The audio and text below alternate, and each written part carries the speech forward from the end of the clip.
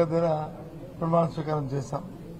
ఆ నేపథ్యంలో మా జిల్లాకు సంబంధించిన మా పెద్దలందరూ కూడా ఇవాళ నాతో పాటు ఇక్కడ వచ్చినందుకు వాళ్ళందరికీ కూడా పేరు పేరున, అలాగే వారితో పాటు ఇక్కడ మా ఇంతకుముందు నా సహచరులుగా నాతో పాటు పార్టీలో పనిచేసిన పెద్దలు, ఇప్పుడు శాసనమండలి సభ్యులుగా ఉంటున్న పెద్దలు కూడా మరి నాతో పాటు ఇచ్చేసిన వీరందరికీ కూడా పేరు పేరున కృతజ్ఞతలు తెలియజేసుకుంటున్నా.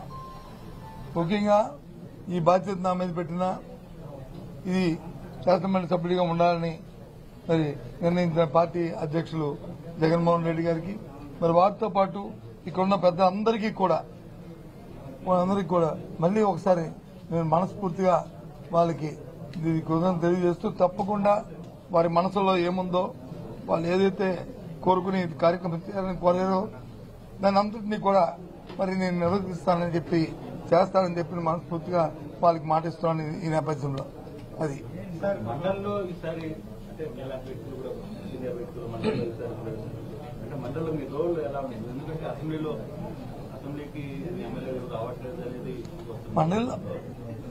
అసెంబ్లీకి రాలేదు, అసెంబ్లీకి వచ్చారా, మండలిలో వచ్చారా లేదా ఇది సమస్య కాదు. ఏదైతే ప్రజల తరఫున మా పార్టీ బాధ్యతంగా ఈ అంశాలైతే ప్రజలకి దానివల్ల మంచి జరిగి మేలు జరుగుతుందో, ఏదైతే ప్రభుత్వాలు వచ్చి ప్రజలకు ఇచ్చిన మాటలు వాగ్దానాలు ఉన్నాయో అవి నెరవేర్చాలనేది తప్పకుండా నెరవేర్చి ప్రజలకు మేలు జరగాలనేది మా తాలూకా అభిప్రాయం. ఎవరి మీద బురద జల్లాలని, ఎవరి మీద రాయిస్తాలని అది చూసి ఆనందించాలనేది మా అభ్యంతరం కాదు. బాధ్యతాయుతంగా ప్రజల పక్షాన ప్రజల గొంతుగా నిలబడి ఇవాళ మండలిలో మా పార్టీ తాలూకా వాడిని, మా పార్టీ అభిప్రాయాన్ని, విధానాన్ని, అలాగే ప్రజల తరఫున పడుతున్న ఏమైనా ఇబ్బందులు వస్తే ఆ ఇబ్బందులకి ప్రజల దృష్టికి సభ ద్వారా ప్రభుత్వం దృష్టి తీసుకొచ్చి దాన్ని సఫలీకృతం చేయడానికి మా వంతు ప్రయత్నం చేస్తాం. ఏదండి గొంతుని వినిపిస్తారు? ఎన్నాళ్ళైంది శాసనసభ స్టార్ట్ అయ్యి? ఎన్నాళ్ళైంది? ఇంకా ఓ సభ అయింది. ఆ సభ అప్పుడే మీరు ఆ నిర్ణయానికి వస్తారుగా. ఇప్పుడు 3 నెలలు అయింది, 75 రోజు అనుకుంటాను. మరి ఇప్పుడు ప్రజెంట్ ప్రభుత్వం ఎన్నో వాగ్దానాలు చేసింది. ఎందుకు చేయలేదు అంటే దానికి అర్థం ఉందా? Take time, give time, you will see.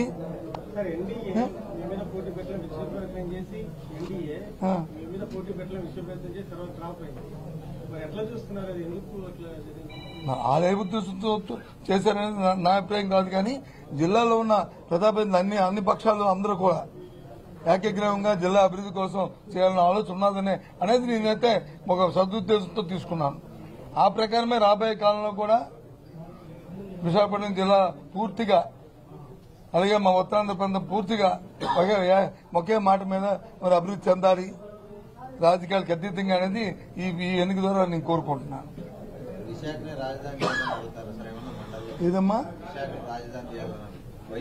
మా పార్టీ విధానాన్ని మేము ఎందుకు వదులుకుంటాం? అది మళ్ళీ దీని మీద మళ్ళీ చర్చించుకుంటాం. మాది ఈ క్షణంకైతే అదే విధానం, అది కొనసాగిస్తాం అనేది మా పార్టీ నిర్ణయం చేసుకున్న తర్వాత మళ్ళీ మీకు చెప్తాను. నేను అది మా అధ్యక్షుడు చెప్తారు, లేకపోతే నేను చెప్తాను, లేదా మా పార్టీ ఫోరం మీద చెప్తాము, లేదా మా పార్టీ నాయకులు చెప్తారు, మా స్పోక్స్ పర్సన్ చెప్తారు, ఎవరైనా సరే చెప్తాము. ప్రతి పార్టీకి విధానాలు ఉంటాయి. ఆ విధానం ద్వారా పార్టీలు ముందుకెళ్తాయి, దాని ప్రకారం వెళ్తాము. అంతేగాని ఇది లేదు, అది ఉంది, ఇది లేదు కాదు.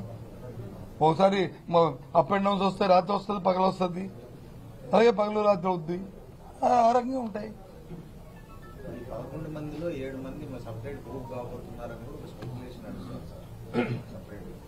నాకు జ్యోతిష్యం రాదు, నేనేమి జ్యోతిష్యం చెప్పిన వ్యక్తిని కాదు. మీ మీడియాలోకి వచ్చి నేను స్పెక్యులేషన్ చేయలేను. నేను సామాన్యుని, వాస్తవాలకు దగ్గరగా ఉన్నవాడిని. కాబట్టి వాస్తవాలు ఏమంటే మాట్లాడుకుంటాం. లేదు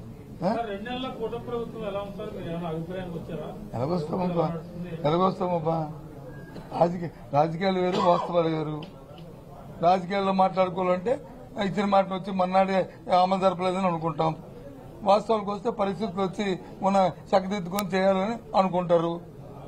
అయితే మాలాంటి వాళ్ళు ఏమనుకుంటామంటే, ఏది పరిస్థితి తెలిసే కదా వాగ్దానాలు చేశారు కదా, పరిస్థితి తెలిసే కదా చేశారు కదా, చేస్తే బాగుంటుంది, ప్రజలకు మేలు దొరుకుతుందని మేము అనుకుంటాం. దానికి ఏముంది?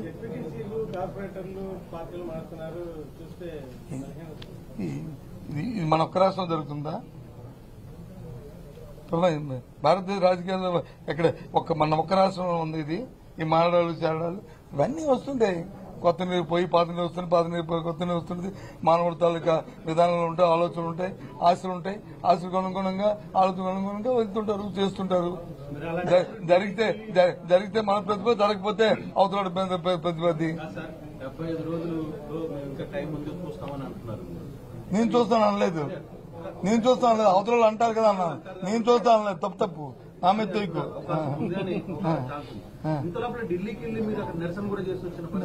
దాని వేరు ఇది వేరు. ఢిల్లీకి తిరిగి వెళ్ళాము. రాష్ట్రంలో జరుగుతున్న శాంతి భద్రతను వెళ్ళాం.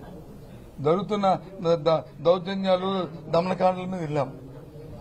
అంతేగాని మిగతా విషయాలు మేము మాట్లాడలేదు. అక్కడ మేము మాట్లాడామని చెప్పండి. నాకు తెలియదు. మీకు అనిపించిందా? మేము వెళ్ళింది, మా పెద్దలందరూ వెళ్ళింది, మా నాయకుడు వెళ్ళింది, అందరూ కలిసి వెళ్ళింది. జరుగుతున్న దౌర్జన్యాల మీద, జరుగుతున్న హత్యల మీద, జరుగుతున్న దానకాండల మీద, దాని మీద వెళ్ళాం. అది ఎప్పుడు కూడా ఇంతకుముందు రాజకీయాల్లో జరగలేదు. ఈ రాష్ట్రంలో ఎన్నికలైన తర్వాత జరగలేదు. కాబట్టి దాన్ని ఆపాలేదన్నాం. దానికోసం వెళ్ళాం. దాన్ని ఎత్తి మొత్తం దేశం యావత్తు దేశం దృష్టికి తీసుకెళ్ళడానికి వెళ్ళాము. అది సఫలీకృతం అయ్యాము. ఎవరు పెడుతున్నారు? పెట్టుకో సార్. ఒకటి చెప్తాను, కేసులు పెడుతున్నారు, అధికారుల మీద పెడుతున్నారు, లేదా మా మీద పెడుతున్నారు, లేదా తీరు పెడుతున్నారు అనే దానికి నేను దానికి పోను. తప్పు చేసిన వాడు శిక్ష అనుభవించవలసిందే. నేను దానికి వ్యతిరేకం కాదు. అయితే ఎప్పుడు తప్పు చేయని వాడిని కానీ తప్పు చేసినట్టుగా నిరూపించి వాడిని చేయగలని వస్తే జరిగే పరిణామాలు ఒత్తిపోదు. రేపు మళ్ళీ ఇదే రోజులు వస్తుంటాయి. అది గుర్తుంచుకుని ఏ పని చేస్తే పర్వాలే. ఇది ఇంకోటి కూడా మర్చిపోయారు. ఏదో 4-5 రాస్తున్నారు. ఇంకా ఇది కూడా ఇచ్చాం. దాని పేరు ఏం పేరు? ఇంటరాక్టివ్ ప్యానల్స్ కూడా రిపీట్ ఆర్డర్ ఇచ్చాం. మర్చిపోయారు మీరు. ఐఎఫ్టీలు అది ఎందుకు రాయట్లేదు మరి నాకు తెలియదు, కానీ అది కూడా ఇచ్చాం. అది కూడా ఏవైనా సరే ప్రభుత్వం మాది కాదు, మేము కాదు. మేము వద్దన్నా ఎంక్వైరీలు మానరు, మేము చేయమన్నా చేయరు. ఏదైనా సరే చేసుకుని తప్పు చేస్తే తప్పు జరుగుతుంది. దానికి ఉంది. నేను రెడీ కాదంటాను బాబు, మానేస్తావా? నేను రెడీ కాదంటాను, మానేస్తావా? బాబు అని గిడ్డం పడుకుని మానేస్తావా? లేదు చెయ్యి అంటాను, చేస్తావా? కాదు కదా. ఎందుకు అవన్నీ అప్రోచ్? ఎలాంటి ఇంతమంది పెద్దలు ఉంటున్నప్పుడు, ఎలాంటి ఇన్ని మీడియా ఉంటున్నప్పుడు ఈ చిన్న ప్రశ్నలు వేసి చూసే ప్రజలకు వచ్చి విసిగించడం మంచిది కాదు. ఇది కొద్దిగా హైలైట్ గా ఉండేవి, రాష్ట్రానికి పనికొచ్చేవి, దానివల్ల ఉపయోగపడేవి అవేయండి. ఇవెందుకు పనికిమాల క్వశ్చన్లు అని నేను అనుకుంటున్నాను. I'm sorry. నా మీద కానీ ఎవరి మీదైనా సరే నేను చెప్తున్నాను.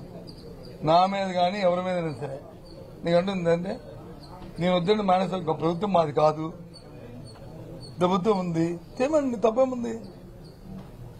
ఇంకోటి చెప్పండి, నేను యాడ్ చేస్తాను. ఇంకో 2 ఉన్నాయి, అవి కూడా యాడ్ చేస్తాను. అవి కూడా తప్పేముంది? వద్దలే కదా. ఏంటి ఏమంటారు? దానికి ఇప్పుడు మళ్ళీ దానికి సపరేట్ ప్రెస్ పెట్టుకుందాం. అసెంబ్లీ కౌన్సిల్ జరిగినప్పుడు చర్చ వస్తుంది, లేకపోతే వచ్చినప్పుడు వచ్చి దాన్ని సపరేట్ ప్రెస్ పెట్టుకుని అప్పుడు దాన్ని మాట్లాడుకుందాం. ఇలాంటి ఇది అప్రస్తుతం. ఇలాంటి దయచేసి వీలైతే అది డిలీట్ చేసేయండి. ఏది ఉంటే అది చేసుకోమని చెప్పండి చాలు. మిగతాకి ఎందుకు అనవసరం. అంతే కదా. అంతేనా? ఇంకేం బాగా అందరూ ఫీల్ గుడ్ అయిన కదా, అందరూ బాగున్నారు కదా. Thank you very much for coming and joining my occasion. Thank you. అది మడిగా వస్తాను. నేను 2-3 రోజులు వస్తాను. వచ్చినప్పుడు వచ్చి పిలుస్తాను అందరినీ. వారాలు వస్తాను. కాఫీ లంచ్ చూసుకుని అందరం కలుసుకుందాం. Okay, bye, see you. మనసే అందరికీ కూడా, మాతో వచ్చే మా పెద్దలందరికీ, మీ ద్వారా వాళ్ళందరికీ కూడా మళ్ళీ నేను హృదయపూర్వక కృతజ్ఞతలు తెలియజేస్తాను. Thank you.